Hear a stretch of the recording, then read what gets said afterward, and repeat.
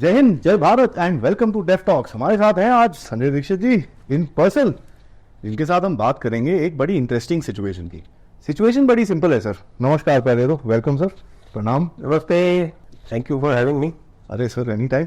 Sir ये बताओ, एक जो चीज नोटिस हो रही है दुनिया में, जितने भी ये कलर रेवोल्यूशन हुए हैं, judiciary has been behind it. हमारी एनालिसिस के अंदर सर क्या हम कुछ मिस कर रहे हैं? कम से कम मैं तो इंडियन जुडिशरी के बारे में बिल्कुल कुछ भी मिस नहीं करा और ना बांग्लादेश जुडिशरी के बारे में मैं कुछ मिस कर रहा हूँ, ना पाकिस्तान जुडिशरी के बारे में। तो as far as the subcontinent is concern I am very clear. देखिए, एक आप ऐसे देख लीजिए कि Pakistan judiciary is just an extension of the Pakistan army. Correct. They have no misgivings about it. उनको अपने बारे में किसी प्रकार का कोई संदेह नहीं, कोई शक नहीं, कोई शुबा नहीं, और किसी प्रकार की उनकी ओवर आर्चिंग एम्बिशन नहीं। उनकी एक ही एम्बिशन है कि they should be on the right side of the army.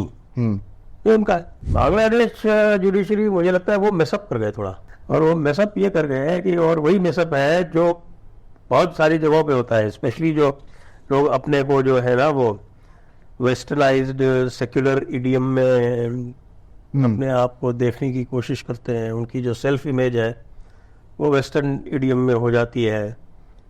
बैठे वो एक प्रकार के जिहादी इकोसिस्टम में और अपने आप को वेस्टर्न सेक्युलर ह्यूमन राइट्स और ये सब चीज़ें जो है उसको देखते हैं बस। तो उनके साथ बांग्लादेश जुडिशरी जैसा हादसा हो जाता है। ये हादसा ही तो है कि आपने एक तरह का जबरदस्ती का ट्रिगर आपने क्रिएट किया। एग्जैक्टली। आपने ट्रिगर क्रिएट किया which was quite unnecessary, और in fact I found it quite stupid. भाई जो चीज़ जो है वो 2018 में डिसकंटिन्यू कर दी गई, इशू पूरा सेटल हो चुका है, जनरली एक्सेप्टेड है पूरी कंट्री में, पूरी सोसाइटी में, लोग खुश हैं उससे, लोग खुश है उससे। उनको ज़बरदस्ती आप ट्रिगर कर देते हो कि नहीं साहब की जो वो हमारे पुराने जो फ्रीडम फाइटर्स से उनका कोटा होना चाहिए 70%। Can you imagine? कितने लड़े उसमें से कोई किसी को नहीं पता। और it's 50 years, damn it. 50 years means 2 generations निकल गई। जी जी। The third generation is coming, तो क्या forever you will take benefit of that? तो वो जो है ना वो दिखता है उसमें कि कुछ तो इसमें गड़बड़ है। अब वो गड़बड़ क्या है? अब वो गड़बड़ जो है, देखिए, एक जो सब कॉन्टिनेंटल जुडिशरी की जो एक प्रॉब्लम है ब्रिटिश, सबसे पहले तो we follow supposedly the British common law. हम अपने यहाँ के कानून फॉलो नहीं करते। पाकिस्तान भी शरीयत फॉलो नहीं करता, बांग्लादेश भी शरीयत फॉलो नहीं करता अभी तक। वो करेंगे भी नहीं। देखिए, शरीयत में बहुत सारे नुकसान भी है ना। शरीयत इज वेरी स्मार्ट भी फंस जाता है बीच में। शरीयत is very good for the hoi polloi.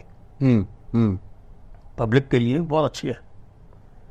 Public को रेजिमेंट करने के लिए, पब्लिक को कंट्रोल करने के लिए, पब्लिक को चाबुक लगाने के लिए एक्सीलेंट। लेकिन अगर उसको आप अशराफ पे लागू कर दें, एलीट पे लागू कर दें, तो फिर that is very bad. Example दूं आपको पाकिस्तान हाई सोसाइटी की कोई भी लेडी बुर्का तो छोड़िए, हिजाब में भी नहीं मिलेगी। हाँ, correct. They will be sporting the latest of fashion. Latest. India वाले जो है वो फिल्म स्टार भी उसको इमेजिन नहीं कर सकते, जैसे आपको जो है उनकी स्पेशली आर्मी जर्नैलों की जो वाइव्स हैं वो आपको दिखेंगे जिस तरह से। ये बांग्लादेश वालों ने जो है उसी वेस्टर्न इडियम के चक्कर में आके, और सब ने इनके सबके जो हैं, इंडिया इंक्लूडेड, बच्चे जो हैं बाहर पढ़ते हैं। हमारे चीफ जस्टिस ऑफ इंडिया बाहर पढ़ के आए हुए हैं। We keep spouting the Harvard nonsense, not if not in the court then outside. Yes sir. Pregnant person, वो प्रेग्नेंट पर्सन की बात करेंगे, वो आपके इंटरसेक्शनैलिटी की बात करेंगे, वो क्या नाम है, वो गधा है ना, वो दलितालिटी वाला, उसकी बात करेंगे, जिसका इंडियन एक्सप्रेस में एक कॉलम निकलता है, तो वो ये सब बात क्यों करेंगे? क्योंकि he is been educated in Harvard, हाँ भाई, तो एजुकेटेड जहाँ तक थे तब तक तो ठीक है। हमारे यहाँ जो है वो एजुकेशन को, जो values that come with education, आप अगर भारतीय संस्कारों के हिसाब से देखें तो उसमें आपके पास बुद्धि, विवेक, विद्वत्ता, नॉलेज, विजडम, डिस्क्रिमिनेशन, तो शिक्षा से यह प्राप्त होने चाहिए। तो वो शिक्षा उचित है, लेकिन अब कोई जो वेस्ट में पढ़ के आते हैं वो सारी डॉगमा सीख के आते हैं, ये मैंने देखा है। वो जो डिसर्नमेंट है, विवेक, वो दिखाई नहीं पड़ता। आइडियलिज्म बोल सकते हैं सर इसको, किसको? जो हमारे पढ़ के आते हैं बाहर से, आइडियलिस्टिक हो जाते हैं थोड़े से कि भाई आई नो मोर बिकॉज मैं बाहर देख के आया हूँ। I won't call it idealist, यार। Before joining the IAS, I had traveled about 29 countries.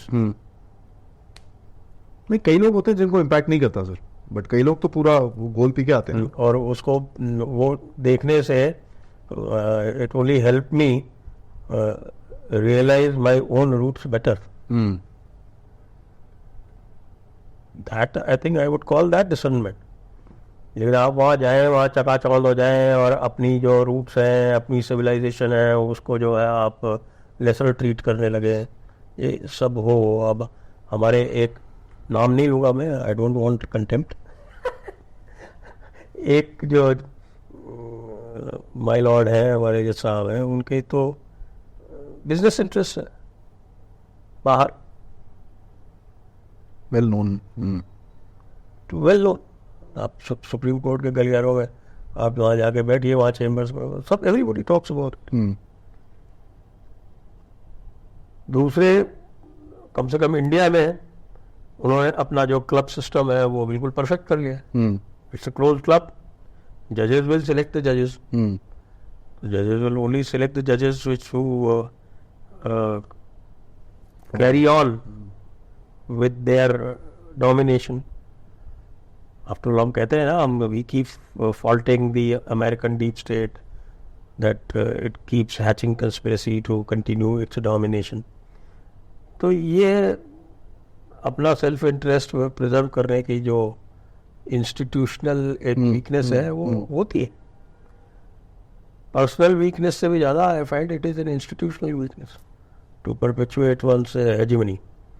तो ये जो हेजिमन्स हैं इंडिया में, ये प्रॉब्लम जो है वो मोर ऑफ हेजिमनी, और पाकिस्तान में पपेट्री है, और बांग्लादेश वाले जो सबसे आगे निकल गए हैं, they were trying to be more loyal than the king himself.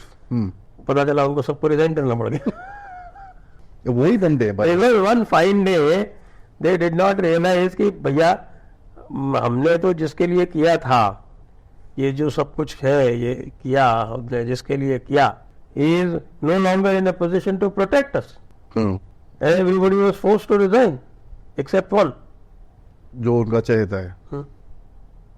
But sir इसका रीजन क्या है? देखिए, एंड ये हम दुनिया में देखते हैं। आप देखिए जो मणिपुर का कॉन्फ्लिक्ट स्टार्ट हुआ सर, एक कोई जजमेंट आ गई, शुरू हो गए। अभी इंडोनेशिया में चल रहा है, वही कोटा का कुछ जजमेंट आया, शुरू हो गए उधर पे। बांग्लादेश में सेम थिंग, सेल्फ अपने आप करते हैं। तो इट्स नॉट दैट कि कोई इनको केस में डाल रहा है कि कर वो कर, अपने आप ही तुम भाई सुए मोटो जिसको बोलते हैं, एंड देव क्रिएटेड कॉन्फ्लिक्ट्स। अभी आप you look at so many countries in the world. America में तो जुडिशियल सिस्टम की हालत क्या है, जब जो प्रेसिडेंट है वो अपॉइंट करेगा और वो जज फॉर लाइफ है ना, उसके बाद सब ऐसे ऐसे करके बैठ के देखते हैं ये मरेगा कब। तो ये जुडिशियल सिस्टम जो है सर दुनिया भर में, इसकी वैल्यू क्या बची है? देखिए, ये मुझे तो लगता है एक साइक्लिकल फेज है। Okay, if you go over the world history में आप देखें तो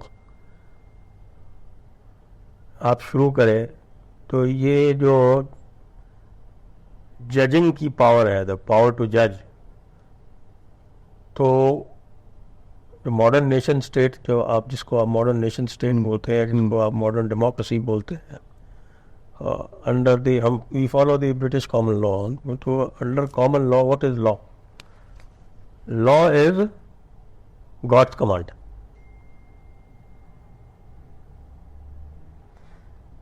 तो ये पूरा का पूरा जो act of judging, act of giving judgment is actually high priestess type हो गया. God's power. तो ये जो गॉड की पावर है, आप हिस्ट्री से अगर देखें, we are going through the western idiom. Okay, we are not talking about how it used to be in India, उसकी भी बात करेंगे. लेकिन जो हमारा जो जुडिशियल सिस्टम है सब कॉन्टिनेंट का, तीनों कंट्रीज की जिसकी हमने बात की, और in many ways almost all over the world. Nepal, Sri Lanka, Nepal, you talked about Indonesia. Indonesia का भी वही सिस्टम सेम ही है. डच सिस्टम वही है, कोई बहुत ज्यादा डिफरेंस नहीं है. All European system. जी जी जी. तो ये जो है ये स्टार्ट फ्रॉम गॉड. फिर गॉड से जब आप ये देखें कि जो सो कॉल्ड नेशन स्टेट आती है, तो जो नेशन स्टेट है वो भी है form of ruler is another form of God. तो इसलिए ruler is giving law commands. ठीक है साहब. जब डेमोक्रेटिक स्टेट भी आती है तो उसमें what is the state? State is again God. They create the law, they create, yeah. और जब जुडिशरी को ये powers on behalf of state दे दिए जाते हैं, तो judiciary acts like God. Overreach हो जाता है. जी. वो इस पूरी जो फंडामेंटल फिलॉसफी है उसमें एम्बेडेड है ये. Anybody who acts as a जज within the confines of this British common law, that is the divine power of giving judgment, उसमें ये वैनिटी आएगी ही आएगी, unless उसमें कहीं से भी कुछ पार्ट इंडियन विजडम का वो बैलेंसिंग. तो जो आप जो क्राइसिस देख रहे हैं ना, तो वर्ल्ड ओवर, वो इस गॉड सिंड्रोम की वजह से. और इसको कोई ठीक से एनालाइज नहीं करता है. Everybody thinks that okay, rule of law. What is rule of law? God's command. Have it. You are exercising God's power. Rule of law. Be you ever so high, the law is above you. ये हमारे यहाँ का maxim है, legal maxim है, common law का maxim है. Be you ever so high, the law is above you. वो is law. वो इज लॉ. बेसिकली वही है, 10 कमांडमेंट्स की तरह इसको सेट किया हुआ है. एग्जैक्टली. इंटरेस्टिंग. तो सर इसका ये जूरिस्प्रूडेंस जो जिसको बोलते हैं ना, फिलोसफी ऑफ लॉ जिसको बोलते हैं, लॉ का पहला पेपर जब सब आप लॉ की पढ़ाई करना शुरू करते हैं, तो उसमें भी फर्स्ट ईयर में जूरिस्प्रूडेंस पढ़ाई जाती है. प्रेसिडेंट. तो उस जूरिस्प्रूडेंस में जब आप देखेंगे the evolution of law, how the evolution of law, specially the British common law is taking place, तो ये सारा का सारा जो एवोल्यूशन है वो गॉड की पावर को कैसे यूज किया जाएगा उसका. What is the Christian God? The church, Jesus Christ. ये तो फिर वही हो गया ना, 10 कमांडमेंट जो मैं बोल रहा था सर. ये आपने बड़ा इंटरेस्टिंग सा चीज बताया सर, बिकॉज इसके अंदर सर एक और चीज आप देखते हो जो अनकॉमन लॉ है. You know, we talk about common British common law. मैं बोल रहा हूँ ग्लोबल कॉमन्स के अंदर एक अनकॉमन लॉ है. That law is about basically human rights, freedom, जो अमेरिकन ज़्यादा बोलते हैं. एंड अगर आप ये जुडिशियल लैंग्वेज के अंदर भी देखें, आज जैसे वो उसका जो बंगाल में ट्रायल चल रहा है, बंगाल का सुओमोटो में, मैं उसको देख रहा था, उसी के अंदर भी बार बार वही चीज़ बोलते हैं. This is against the freedom of a person, this is against the democracy, this is against this thing. देखिए सर, फ्रीडम, डेमोक्रेसी और ये सब चीजें हैं, इनको डिफाइन किसने कर रहा है लॉ के अंदर before anybody can actually use this term to create a, जैसे आप बोल रहे हो, jurisprudence. Has this been defined कि साहब व्हेन आई से फ्रीडम, इसका ये मीनिंग है? फ्रीडम तो कई तरह से डिफाइन हुई है. आप जो है वो आप फ्रेंच रिवॉल्यूशन का पार्ट ले लीजिए, हमारे में क्या है सर? और हमारे यहाँ तो freedom is freedom from bondage. The most exalted concept of freedom is within the Hindu pantheon, within Sanatan Dharma. मैं वहीं पर लेके आ रहा था इसको एक्चुअली आपने. It is actually freedom from all bondage. So that is a very very high notion. Exactly. It's a very very high notion. अच्छा, उसमें जो है ना, उसमें the discernment is very important. जो मैं बताऊँ आपको, is I think it's the 8th chapter of the Manusmriti, the much maligned corpus, which nobody has read, but everybody has an opinion on. उसको पढ़ा किसी ने नहीं है, और सबका ओपिनियन है उसके ऊपर. कभी भरत गुप्त जी को इंटरव्यू कीजिए on Manusmriti. I had done that, went viral. तो उसमें जो है, I think if you watch the serial Mahabharat, उसमें एक ये सीन भी है, इसी के ऊपर भी है. I think it's there in contained in Mahabharat as well. And that shows that the punishment is graded. The punishment is the higher your station, Ah, the higher the punishment. okay. So as you grow up in society, your responsibility must be higher. Yes, your responsibility must be higher. That's interesting. जो ये equality वाला जो concept है, that equality is in substance. It is not just in form. अभी जो equality जो practice की जाती है वेस्टर्न ईडियम में, that is formal equality. Yeah. जो फॉर्मल, तो क्योंकि हमारे यहाँ जो इक्वालिटी का अल्टीमेट जो एक्सप्रेशन है, that says that okay the ultimate, the Ishwar, the Brahman, it resides equally in all. In all. Exactly. It resides equally in all. But then manifestation will vary, or the effect will vary according to that own person's karma. Karma. उसके हिसाब से वो variation हो. समम सर्वेषु भूतेषु तिष्ठन्तं परमेश्वरम्. या समम सर्वभूतेषु न मे द्वेष्योऽस्ति न प्रियः. I reside equally in everyone, and nobody is dear to me, and Nobody is away from me. nobody is disliked by me. न मे द्वेष्योऽस्ति, न मैं किसी से द्वेष करता हूँ, न किसी से प्रेम. न मे द्वेष्योऽस्ति. तो ये जो कॉन्सेप्ट है ना, ये आपके relative equality, theory of relativity applied to equality, वो हमारे यहाँ चलती थी. और उसमें राजा का जो विवेक होता था, वो that was very important. Yep.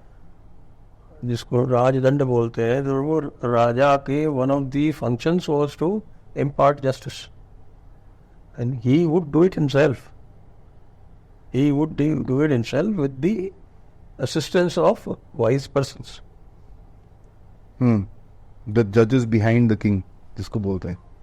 Wise persons. जी जी. वैसे तो in that sense it is similar but not exactly, क्योंकि हमारे यहाँ जो है धर्म is the धर्मदंड is above राजदंड. अच्छा. Okay. I didn't know that. धर्मदंड is above राजदंड. So the king has to uphold dharma first. That is his first Main responsibility. Ji. his first responsibility. जो those kings who are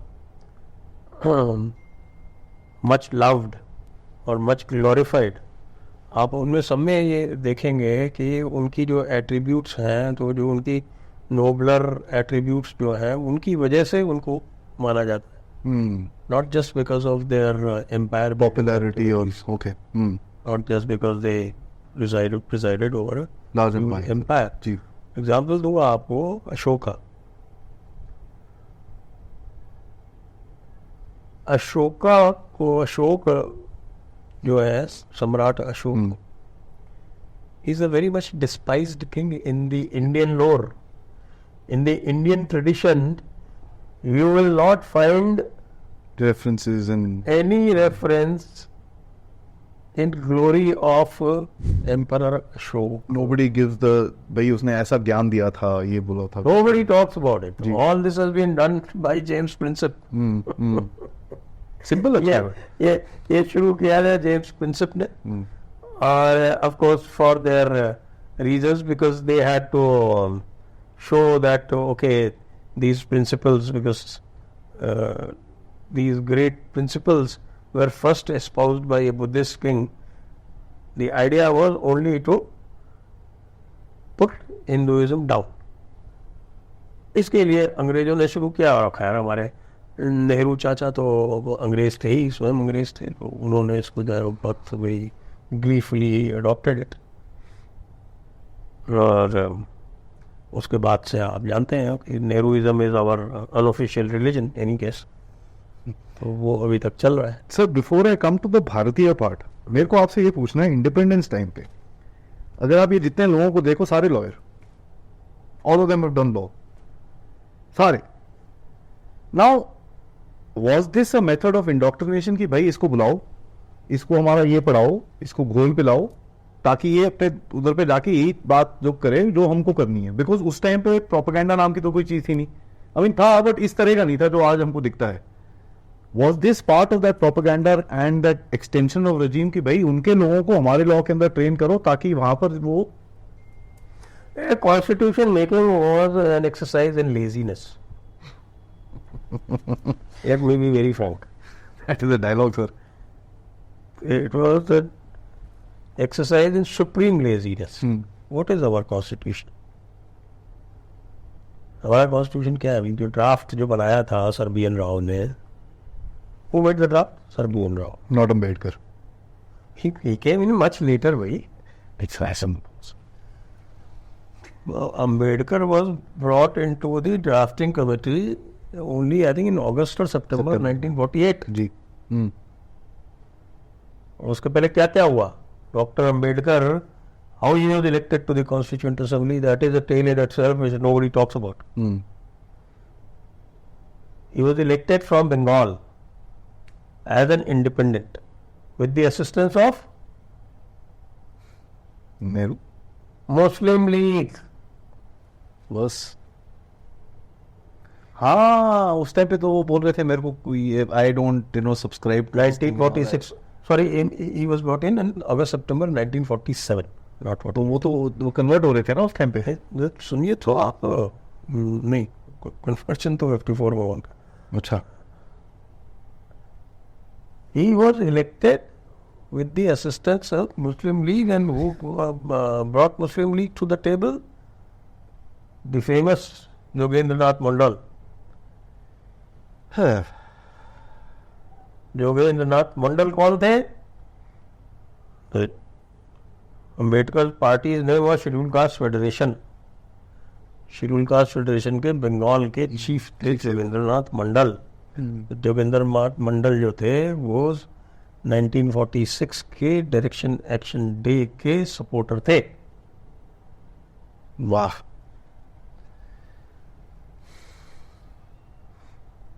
तो अब इसको कोई पूछता नहीं है कि भाई योगेंद्रनाथ मंडल ने डॉक्टर अंबेडकर से पूछा था या नहीं पूछा था. That is something that nobody talks about because it is very inconvenient to talk about. But such a big thing, मैंने तो कभी नहीं सुना कि डॉक्टर अंबेडकर ने ये कहा हो कि भाई योगेंद्रनाथ मंडल ने बड़ा गलत किया डायरेक्ट एक्शन डे को सपोर्ट करके. So you can use the implicit logic and find out किस तरफ है. किस तरह. So Yogendranath Mandal's proximity to the Muslim League came very helpful for Dr. Ambedkar. Dr. Ambedkar was elected. Now I am only speaking facts. You can check it. Then in the scheme of and because he was elected by Muslim League, not only that, he also allowed the Yogendranath Mandal's resignation letter is quoted verbatim in my book. Unbreaking India. उसमें पूरा का पूरा उनका जो है वो पूरा लिखा हुआ है. हाँ. योगेंद्रनाथ मंडल ने ये उसमें स्पष्ट तरह से लिखा है कि भाई डॉक्टर अंबेडकर ने उनको मुस्लिम लीग की तरफ से रिप्रेजेंटेशन करी थी, सही मिनिस्ट्री ज्वाइन करने के लिए अलाउ किया. मैं वही सोच रहा था. करेक्ट. तो you put all these together and make your own judgement. और जो सुन रहे हैं लोग उनसे भी यही कहूँगा कि भाई मेक योर ओन जजमेंट. और ज़्यादा नहीं करें तो जोगिंदर नाथ मंडल का जो लेटर है वो easily available on the net. वो रेजिग्नेशन लेटर आप नेट से उठा के देख लें. मैं वही सोच रहा था क्योंकि there is a connection somewhere. मैं आपने एस्टैब्लिश कर दिया. दैट्स व्हाट मैं 2 मिनट आई जस्ट सेड यार ये इसमें एक कनेक्शन है मेरे को ही मैंने पढ़ा है इसके बारे में. अब इसके बाद क्या हुआ कि आप देखिए 1947 में पार्टीशन के बाद में जो बंगाल और पंजाब के जो भी मेंबर्स थे वो सारी मेंबरशिप जो थी वो ख़त्म कर दी गई. इट वाज डिसाइडेड कि बंगाल और पंजाब के जो लोग हैं वो दोबारा इलेक्ट हो गए. इंडियन साइड ऑफ पंजाब और इंडियन साइड ऑफ बंगाल. तो डॉक्टर अम्बेडकर की मेंबरशिप चली गई.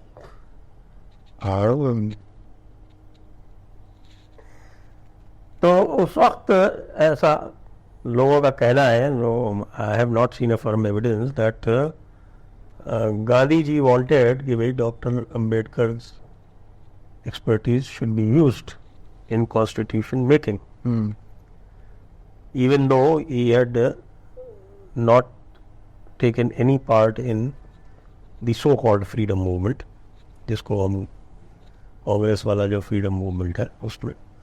So he wanted him to be accommodated. As luck would have it, at that time one vacancy arose in Bombay और उससे जो है वो कांग्रेस ने सपोर्ट करके इनको इलेक्ट करवा दिया. और उस इलेक्शन के बाद में जब इन्होंने कॉन्स्टिट्यूएंट असेंबली दोबारा ज्वाइन की as a Congress supported member तब इनको ड्राफ्टिंग कमेटी का चेयरमैन बना दिया गया. लेकिन ड्राफ्ट तो 1947 में जब पहली मीटिंग हुई थी उससे पहले ही प्रेजेंट हो चुका था. तो draft was made by sir V N Rao. Sir V N Rao was a जज, हाई कोर्ट के जज रह चुके थे वो उस टाइम तक. तो वैसे ही वाज आईसीएस. उस टाइम पे आईसीएस भी जज बना करते थे. उनके भी ऑप्शन रहा करता था ये दे कुड चूज जुडिशरी और दे कुड चूज एडमिनिस्ट्रेशन. उनके पास था कुछ ऑप्शन. तो उस सर बी एन राव का जो कॉन्स्टिट्यूशन था सारी डिबेट्स उस ड्राफ्ट कॉन्स्टिट्यूशन पे हुई हैं. और उसके बाद जो भी आप अमेंडमेंट्स देखते हैं डिस्कशंस पे उसके बाद वो सारा का सारा काम हुआ है. तो वो जो ड्राफ्ट कॉन्स्टिट्यूशन था वो 80% तो गवर्नमेंट ऑफ इंडिया एक्ट 1935 था. वो भी अपने हम नहीं करा. और जो बाकी जो 20% था उसमें डायरेक्टिव प्रिंसिपल्स आयरलैंड के कॉन्स्टिट्यूशन से लिए गए. फंडामेंटल राइट्स जो है वो अमेरिकन कॉन्स्टिट्यूशन से लिए गए. वो जो इंडिपेंडेंट जुडिशरी वाला पार्ट जो है वो खिचड़ी बनाई गई ब्रिटिश और अमेरिका जी. हर कोई ब्रिटेन और अमेरिका की बनाई गई. और जुडिशरी पूरी की पूरी इन्होंने कोऑप्ट कर ली. जो ब्रिटिश जुडिशरी थी जो उस समय का जो फेडरल कोर्ट हुआ करता था जिस उसी को उन्होंने सुप्रीम कोर्ट कर दिया. उन्हीं जजेस ने दोबारा ओथ ली 1952 में. They continue as it is. The federal court became the supreme with additional powers. But obviously sir with additional powers क्योंकि उनको रिट वगैरह की और इस सब की जो है वो पावर्स मिल गई. पहले भी रिट वो यूज़ करते थे बट ब्रिटिश कॉमन लॉ में जो उनकी जो प्रेसिडेंट्स थी उसकी बेसिस पे करते थे. इसमें तो इन्होंने ऑफिशियल बना दी कि they will have power to issue writs. Wow. 5 writs हैं. Mandamus, certiorari, habeas corpus, prohibition और को वारंटो.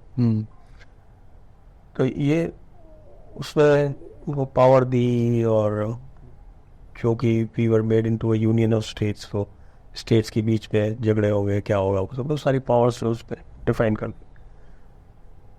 लेकिन कंटिन्यू तो उसी जुडिशरी को किया. सिस्टम, कपड़े, नॉमेनक्लेचर पूरा ऐसे देखिए आप. एमसी महाजन थे जो कि प्राइम मिनिस्टर बनाए गए जम्मू कश्मीर के. जी. हिस्ट्री ऑफ जम्मू कश्मीर आपने पढ़ी होगी. एमसी महाजन साहब जो थे वो जम्मू कश्मीर के प्राइम मिनिस्टर बनाए गए शेख अब्दुल्ला से पहले हम्म MC महाजन को महाराज हरि सिंह ने फरवरी में मांगा था नेहरू से। भाई नेहरू तो डिफैक्टो प्रीमियर थे ही, de facto prime minister थे, with official designation was vice chairman of the viceroy's council. As vice chairman of the viceroy's council, he was the chief executive. तो he was the prime minister. फरवरी में महाराज हरि सिंह ने उनसे कहा था कि MC महाजन को हमको दे दो, नहीं दिया उन्होंने। He had to continue with the Ramchandra काक को डिस्कस करना पड़ा। तो कुछ दिन जनक सिंह ने बाद में MC महाजन को बाद में दिया, जब वो अटैक हो गया या होने वाला था, I don't remember the exact date. This same MC Mahajan later on went on to become the chief justice of India. Why am I not surprised? भाई वो जो है, ये British judiciary steeped in British values, Bureaucracy basically, leveled bureaucracy, her level पे कुछ ना कुछ steeped in British values and slowly garnering more and more power through its own judicial pronouncements. यहाँ तक कि जो power of appointment, which was the exclusive preserve of the executive, वो उन्होंने कब्जे कर ली कुलीजियम करके। जबकि आपको ये बताएं कि बड़ी इंटरेस्टिंग इसके ऊपर डिबेट हुई थी कॉन्स्टिट्यूएंट असेंबली में, और कॉन्स्टिट्यूएंट असेंबली में ये कहा गया था कि साहब की विधि इसमें जो है आपने कंसल्टेशन लिखा है कि आप इसमें जो है with the consent of chief justice of India लिखिए। That proposal was expressly rejected by the Constituent Assembly. Expressly rejected. और फिर डॉक्टर अम्बेडकर के ऑब्जर्वेशन है कि भाई कोई he is not a divine being, Chief Justice. Pretty much a elected/selected person. Yes. और मैं तो ये कहूँगा कि ये तो हमारी एग्जीक्यूटिव की एक कमजोरी है कि इस तरह का काम इन्होंने जुडिशरी को कर लेने दिया। जुडिशरी की पावर कितनी होती है वो आपने बांग्लादेश में देख ली। जब बाहर आते हैं तो सब फिर गायब हो जाते हैं लोग। करेक्ट। देखिए इस तरह की पावर नवाज शरीफ एक बार पाकिस्तान में भी दिखा चुके हैं। यही पर ही क्या सर, हर बार 1999 की बात है, supreme court was stopped in Pakistan. Kashif Aziz. तो मैं तो कई बार कहता हूँ कि भाई हमारी पता नहीं जुडिशरी जो है वो पता नहीं किस मेक बिलीव में जी रही है कि पब्लिक उनके साथ है। उनको लगता है public is their protection. No, public is not their protection. Public is right now at this point. It is not the public. It is the lawyers who are with them. Yeah. Because lawyers have their own vested interest. Yeah. I am also a lawyer. नहीं वो दिखता है sir, अभी आप top court में देख लीजिए, उस दिन कुछ इनॉग्रेशन कर रहे थे, सिब्बल साहब ऐसे घूम रहे हैं वहां पर जैसे पता नहीं, he is just next in line to chief justice. You may like the Chief Justice or not, that's a different story, but Chief Justice of India is a big position. वो president of supreme court bar association है ना आजकल। ठीक है sir. वो SCBA organised event थी तो इसलिए वो चौड़े होकर घूम रहे थे, वो वैसे ही चौड़े होकर घूमते हैं, बहुत ज़्यादा चौड़े हो गए। तो हमारी यही जुडिशरी की तो पोजीशन ये है। जब वर्ल्ड ओवर जुडिशरी की जब बात करते हैं तो वो मैंने एक्सप्लेन किया कि वो जो गॉड सिंड्रोम है ना वो सभी में आ गया है और that is what is destroying the democracies. क्योंकि प्रॉब्लम क्या हुई है इस पूरे सिस्टम में, सभी की अपनी अपनी बाउंड्रीज है और judiciary is the guardian of those boundaries, but who will guard the guardians? ये तो अनएंडिंग लूप हो जाएगा ना सर, ये तो हो गया है। Who will guard the guards of the guardians? Who will guard the guards of the guards of the guards of the guardians? Guards of the guards. वो तो सर इसमें भारत में जो पुराना एक सिस्टम होता था जिसमें फेयर इक्विटेबल जस्टिस के बारे में बात करते थे, फेयर, दैट्स वन पॉइंट। आजकल जो कोर्ट सिस्टम है उसके अंदर फेयरनेस की बात कम होती है। Today it's about equality, today it's about rights, it's about this and that. People don't talk about a fair this thing. Now Bharat में पुराने सिस्टम्स के अंदर ये फेयरनेस कैसे मेंटेन होती थी sir, and what can we do, उसमें से क्या हम कर सकते हैं? इसीलिए बुद्धि विवेक इन सब की बात होती थी हमारे जी। यहाँ जो है, जो बुद्धि और विवेक पर बहुत अधिक स्ट्रेस है, जिसको कहते हैं कि भाई qualification is not knowledge, application is knowledge, correct? Qualification से नॉलेज नहीं बनती और नॉलेज से विजडम नहीं बनती। You may be very knowledgeable, 1 + 2 + 3, but correct. you may not be at all wise. Yeah, you're not able to, you probably know how to do, how it works, but you're not wise enough to actually think on that particular thing. तो qualification बल्कि ये है, ये चार hierarchy ये है। Qualification doesn't necessarily mean education, education doesn't necessarily mean knowledge, and knowledge doesn't necessarily mean wisdom. अब हमारे यहाँ जो सारा स्ट्रेस है वो बुद्धि और विवेक है, आपके विजडम और डिसर्नमेंट पे है शुरू से ही। और सारे के सारे जो अपना आत्मनिग्रह, नियंत्रण, आपका मेंटल ट्रेनिंग, ये सब इसी पे है कि भाई हाउ टू अक्वायर बुद्धि एंड विवेक। और इसमें दुनिया भर की कहानियां हैं, आप जानते हैं, पुराणों में तो पता नहीं जी जी जी, बहुत कुछ लिखा हुआ है सर। बहुत कुछ लिखा हुआ है, आप पढ़ सकते हैं। बहुत छोटा सा एक एग्जाम्पल जो है वो कई बार मैं देता हूँ ना, जब कमांडमेंट में तो लिख दिया और वो उसमें तो आ गया, उसमें आई थिंक जो आपके अपोस्टल जॉन में जो है वो जॉन सा अपोस्टल से लिखा भी हुआ है, द वर्ड इज गॉड। तो जो उनका जो सिस्टम है, सिस्टम ऑफ प्रूफ, उसमें what is written in the book is the final proof, it doesn't necessarily have to be correct. हमारे यहाँ उल्टा है, हमारे यहाँ जो है वो प्रत्यक्ष प्रमाण, अनलेस आप कहते हैं कि साहब पे एक बड़ी सुंदर सी उक्ति है, युक्त युक्तो वचो ग्राह्यम, युक्त युक्तो मतलब वेल रीजन्ड या तार्किक, युक्त युक्तो वचो ग्राह्यम बालादपि शुकादपि, बच्चे का हो या बड़े का हो, तोते, तोते का हो, तोता, तोता भी कहे तो युक्त युक्त बात यदि कह रहा है तो वो ग्राह्य है। युक्त युक्तो वचो ग्राह्यम बालादपि शुकादपि अयुक्तमपि न ग्राह्यम साक्षात किम न बृहस्पति। साक्षात बृहस्पति ही क्यों न कहे, अगर युक्त युक्त नहीं है तो वो ग्राह्य नहीं। तो ये तो मतलब बोलते हैं ना, इंक्लूसिविटी है ये। हमारे यहाँ तो उस पर रहा है, लेकिन ये क्या है कि ये जो विवेक और बुद्धि वाली बात है ना, इसको कोडिफाई करना ज़्यादा मुश्किल काम है। किसके पास है बुद्धि? तो इसीलिए जो है वो धर्म गुरुओं की आवश्यकता पड़ती थी, और यही कहा जाता था भाई सबसे शक्तिशाली राज्य वो है जिसका जो धर्म गुरु है, जो राजगुरु जो है वो सबसे विवेकशील है, और राजा जो है वो धर्म दंड के नीचे चलना अपना धर्म समझता था, मैं धर्म दंड के नीचे चलूंगा। अगर ये बहुत लंबा टॉपिक हो जाएगा, इस पर हम बात करेंगे तो, लेकिन मोटी मोटी बात ये है कि जो एक रिलेटिविटी थी, जो आप जो है ना महाभारत में यदि युधिष्ठिर के जो यक्ष प्रश्न है या अजगर पर्व में जो वो नहुष जो अजगर बने हुए हैं उनकी बातों के जो उत्तर देते हैं, दैट एक्सप्लेन्स वेरी वेल कि वो क्या हमारे यहाँ किस तरह से होता था। जैसे बहुत छोटी सी बात होता था, अगर आप क्रिश्चियन लॉ के हिसाब से जाएंगे तो भगवान कृष्ण जो है he would become a fallen. भाई चोरी जो है वो आप पता है 10 कमांडमेंट्स में क्या उसका स्टेटस है। तो हमारे यहाँ तो भैया किसी वृद्ध स्त्री ने मुझसे कहा था, मैं कहता भैया हमारे यहाँ तो भगवान भी चोर थे, तो कौन सी चोरी की बात कर रहे हो?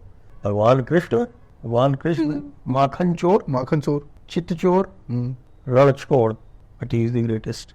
इसीलिए कहा गया है कि भाई विद्या और अविद्या दोनों जब तक साथ साथ नहीं सीखोगे तब तक अंतर नहीं जानोगे। तो कॉन्टेक्स्ट बड़ा इंपॉर्टेंट है, इन सिंपल वर्ड्स। हाँ जी, विद्याम च यस्तदवेदो वयं स अविद्यामपि मृत्युम तीर्त्वा अविद्या मृत्युम तीर्त्वा विद्यामृतमश्नुते। सर जी मजा हो गया। I mean this is a discussion I don't think anybody is had, किसी ने बात नहीं करी। हम लोग गाली वाली देते हैं, but we need to understand चक्कर क्या है, एंड आपने समझाया है चक्कर क्या है। Thank you so much sir, always a pleasure. Thank you. जय हिंद, जय भारत। Being with you.